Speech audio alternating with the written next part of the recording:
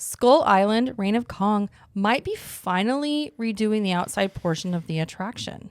It looks that way. So the A mode, and if you're not familiar what this means, A mode is like basically how the ride's supposed to run. And then most rides have like a B mode. Some rides have a C and D mode of just like if something's not working, it still runs, but it doesn't have all the elements active with it. Right.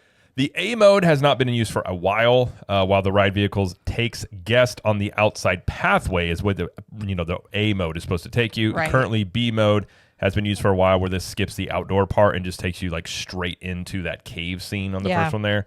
So it seems that either A mode's going to get fixed or I don't think they're going to get any upgrades. It just seems like it's going to be fixed perhaps. I think they're just smoothing it out from what I understand because I don't know if this is true. This is just kind of rumory, but apparently the ride vehicles going over the terrain was making it hard, like upkeep for that was hard, like it was too much on the ride vehicles. So that's why they don't do that anymore, or like something went wrong with it. They got to replace those struts. Maybe that's it. Could Maybe be. that's it. And also you miss a lot of the audio because there's audio playing while you go in the outside portion, but when you skip that part, it kind of it still makes sense, but it's kind of like, okay, you're missing part of it. So Right. Anyway, so yeah, that hopefully is getting redone. We'll see. I mean, it's definitely got scrim up.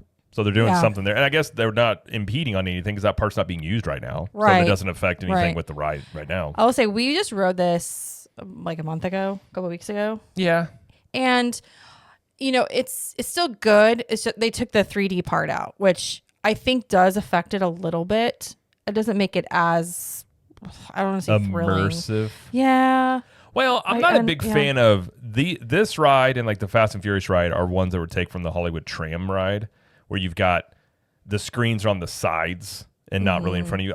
I'm not a huge fan of that concept as a ride goes. So taking away the 3D part probably has a lot to do with there is some expense with the 3D glasses as the plastic. And I think this is the same thing with Flight of Passage over in Disney is that the plastic there ages and they're supposed to be replaced over a certain amount of time, but those glasses are not cheap.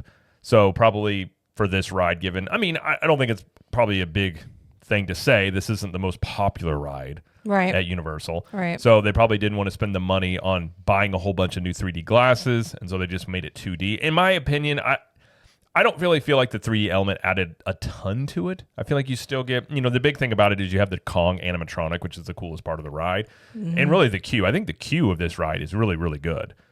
Yeah, it's good. It's like really well themed and things like that. So I would say that's probably why they did that. But we'll see if they maybe add it back in after they do some refurb. Who knows? But okay.